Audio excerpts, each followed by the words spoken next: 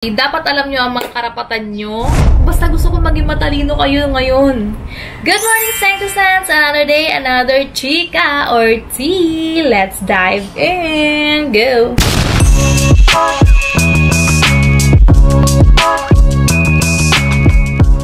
Hi guys! Another day. Ito na naman tayo. So, ang pag-uusapan natin today ay nasa title na. Ano-ano nga ba ang mga karapatan mo bilang isang author? At paano mo ipaglalaban ang mga karapatan mo? Umpisa na natin. Go!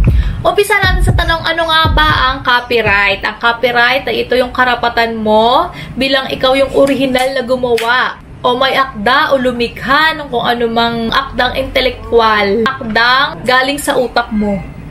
Okay, for example, libro, pelikula, larawan, software, and everything, yung mga music, kaya may mga copyright tayo dyan. Ibig sabihin, kahit na hindi natin ipa-register yan, meron na tayong copyright dahil tayo ang originally naggawa. Sa madaling salita, ang copyright ay karapatang pagmamayari sa isang likha o sining o gawa. Ayan mga copyright natin. So, ang topic natin today, wait, look at my... Alam ko, I know what you're thinking. It's true. Ang tanong, ano bang ibig sabihin kapag may copyright ang isang bagay? Kapag may copyright ang isang bagay, ibig sabihin, bawal itong kopyahin, bawal ipamahagi, bawal i-distribute ng kung sino man ang walang pahintulot na may-ari. As I have said, automatic na mayroong copyright na yung mga libro mo. For example, ako, marami ako mga libro. Sa 30 na libro na yon, akin yun lahat at walang pwedeng magnakaw, walang pwedeng mag-distribute, walang pwedeng magbenta dahil stealing yon. Pero meron na ngayon, guys, na if you want to be sure na protektado talaga yung inyong mga gawa, ay pwede nyo naman na itong ipa-register sa National Library of the Philippines or something like that. I-search nyo na lang yon. Next question, guys. Ano nga ba yung mga copyright natin sa ating mga nobela? So, ayan na. Meron na tayong nobela. Atin yun. Walang pwedeng magnakaw dahil yung mga magnanakaw, ayaw. Tigas na mukha talaga. Lalo na yung mga nagnanakaw ng mga soft copies. Alam nyo ba, guys, na pwede natin silang kasuhan? Kaso nga, matrabaho kaya makakapal ang mga mukhang magnakaw. Pero, you know, guys, meron tayo niyan. Kapag napatunayan, pwede nyo silang kasuhan. Anyway, let's go on to the next topic. Ano-ano nga ba yung mga copyright na yan sa isang nobela? Example na natin ng mga nobela dahil tayo ay writer at may mga libro tayo at yun naman talaga ating ginagawa. So, ito ang mga 5 copyright ng isang libro natin. And correct me if I'm wrong na lang or idagdag na lang natin kung may hindi ako masasabi because this is my mind. And hindi ko sure kung tama. I-correct nyo na lang ako, okay? Ang meron tayo sa copyright is yung reproduction rights. Ibig sabihin, hanggang tayo lang, ang mga author lang may karapatan na gumawa ng copy ng kanilang mga nobela sa printing, publishing e-books, yung mga ganyan tayo lang may karapatan na kung saan siya ipapublish, doon lang natin siya ilalagay, tayo ang magdedesisyon. Ayun, our production right. Pangalawa is yung distribution right naman is ang desisyon ng author o karapatan ng author kung saan niya ipagbebenta yung bela niya o kung paano to i-share sa madlang people. For example, ayan na nga, bookstores, ayan, online shops. So, ayan ang mga distribution rights. Next, public performance or display rights. I don't think hindi ginagawa masyado to dito sa Pilipinas. Yung mga, kagaya sa ibang bansa, yung mga nagre-reading sila sa public, ganyan, ng mga bookstore, yung mga author mismo yung nagbabasa ng libro. Hindi ko sure kung meron talaga dito sa Pilipinas, yung mga fiction novela, pero tingin ko meron yung mga public reading, yung mga children's book, ayan, pero hindi ko sure. Pero meron naman siguro, no? So, ayan. And then, 4, moral rights. Ito yung mga karapatan natin bilang author. Right of attribution and right of integrity. Or sa right of attribution, kung may gagamit man ng libro natin sa anumang type of medium, ay kailangan credited tayo na tayo yung gumawa, original na gumawa ng nobela na yon. Right of integrity, ito yung kapag dinistribute ng ibang medium yung nobela mo, pwede mong i-contest o pwede ka magreklamo, kunyari, yung outcome nun ay makakasira bilang ikaw na author. So, ayan ang ating mga rights. And last but not the least, alam ko, mainit na mainit to, ang topic din natin to doon sa ating last vlog. Ito yung adaptation right. So, ito yung pinaka mabigat. I feel like this is the one of the most important right na kailangan malaman ng mga aspiring authors and as authors din, dahil yung rights na kung saan yung libro natin ay may turn into film adaptation, series, webtoons, comics, ayan yung mga etc. Ayan yung mga ibang medium na i-adapt yung ating libro sa ibang klaseng type of media na hindi lang libro. Gets niyo na ba? So, ayan ang mga rights at karapatan natin sa ating mga libro na minsan hindi na pag-uusapan or kadalasan hindi na bibigyan ng importansya o fair lalo na sa part ng mga authors. So, kaya ko rin ito ginawa is to help our aspiring writers and yung mga writer natin dyan na may balak sa traditional publishing. So, may topic tayo dyan next, but for now, ito yung kailangan yung malaman, lalo na kapag pirma na ng kontrata. Basahin nyo na maigi. Ayan ang unang-unang tip. Basahin nyo na maigi. Lalo na yung mga copyright nyo dyan. And especially yung adaptation rights. Kasi, nung kapanahonan ko, way back 2018, conservative ba tawag doon? Basta, medyo mahigpit pa or ano yung kontrata ng mga publishing houses. Nung case ko, kapag ka nagpasa ka sa isang publishing house ng nobela mo, ay lahat ng rights ng yon ay parang ibinibenta mo na sa kanila. So, meaning, kapag ka binenta mo na sa kanila yung mga rights, wala ka nang habol doon dahil kanila na yon. Lalo na kung kapag kasama yung adaptation rights mo doon. So, meaning, kapag nakuha na nila yon at nabili na nila sa'yo, eto na nga, wala ka na magagawa. Wala ka na magiging say doon. Unless, ang binenta mo lang, dahil publishing house lang naman sila, ay printing rights, ganyan. Printing rights, distribution rights. Ayan, yan lang yung mga binigay mo sa kanilang karapatan na pwede nilang gawin.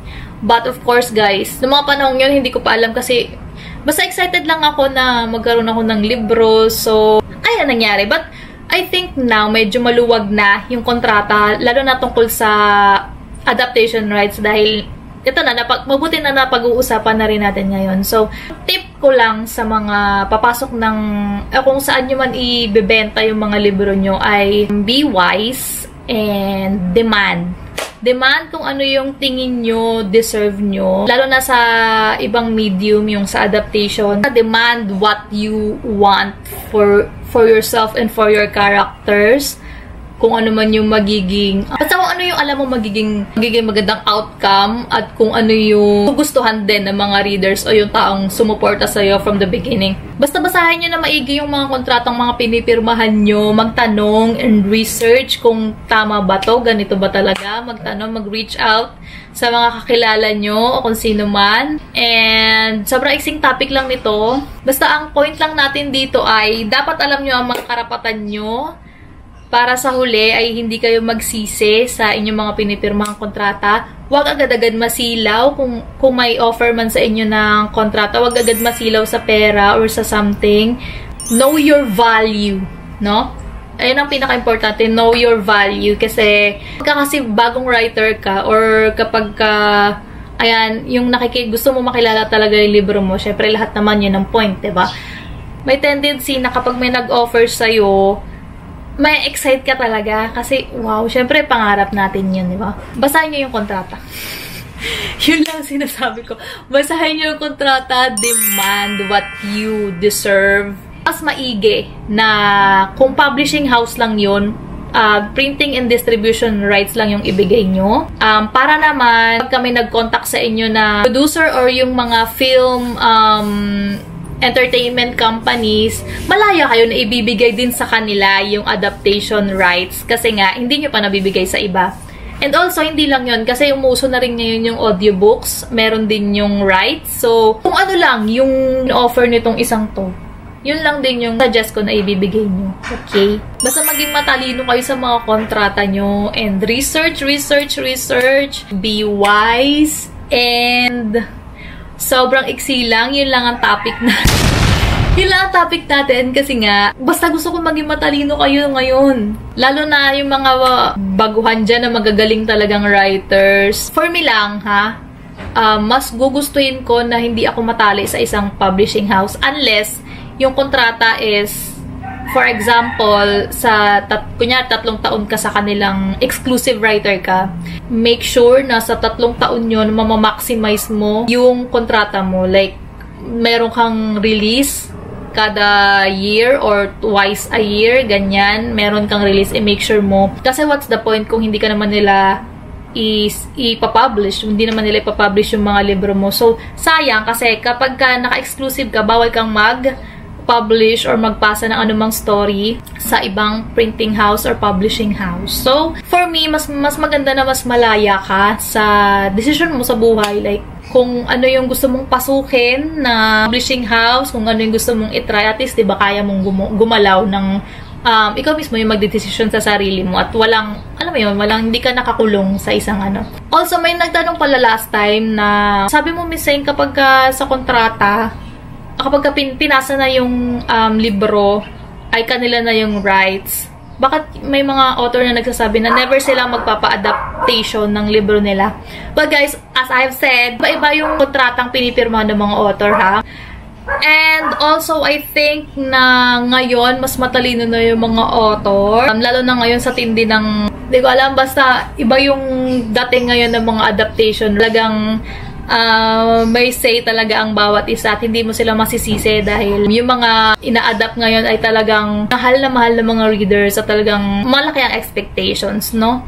So, if yung writer ay sinabi niya na hindi siya magpapa-adapt, ibig sabihin ay naka-retain sa kanya yung rights niya and malaya siya, hindi siya nakakulong sa isang kontrata o sa isang publishing house. So, ayun ang maganda guys kapag non-exclusive ka at kung yung rights na pinasa mo lang doon sa printing, sa publishing house ay printing and distribution rights. So, yeah, malaya kang ibigay sa mga, pag may nag-contact sa'yo ng mga entertainment companies or something like that, pwede mo pa rin ibigay, no? Kasi magkaiba naman sila ng trabaho, magkaibang karapatan yun. So, yun guys, kaya mas maigi na alam nyo yung mga karapatan nyo at kung ano yung mga i-give up nyo lang sa certain companies so that hindi kayo malugi and tawag dito, makuha nyo kung ano talaga yung worth ng pinaghirapan nyo. So, that's it for today, guys. Kung meron pa kayong mga tanong, i-comment nyo lang dyan. Ano pa ba yung mga karapatang natin na hindi ko na-discuss? Or kung ano pa yung gusto nyo malaman about sa mga copyright na yan. As an artist or as gumagawa ng likhang sining, ganyan. Basta as gumagawa ng mga ganon, meron ka ng karapatan mismo sa kung ano man yung gawa mo, no? Ibig sabihin, that is yours and yours only. Walang pwedeng kumuha niyan sa'yo. Walang pwedeng magdesisyong iba kundi ikaw lang unless ibinenta mo ng buong-buo yung isang buong manuscript mo. Kung kanino man, no? Kasi kapag ibinenta mo na, guys, again, wala ka nang habol doon. So, wala na. Binenta mo na. Yun lang. So, guys, again, be wise sa mga aspiring writers ko dyan. And good luck sa mga book signing, sa mga contract signing. Mag-isip lagi. At huwag tayong magpapatalo. Kailangan alam natin ang karapatan natin. Ipaglaban natin yan. Hi! Thank you, Sanctizens! Ayun lang. Be sure to hit the subscribe, like button. Mga ganun-ganon, ha? Tapos, our next topic, ito na. Pinakamagandang topic. Hindi ko pa na-film, but next topic, gusto ko nang itakel yung paano ba makapasok sa traditional publishing. So, watch out! And see you again, Sanctizens! Bye!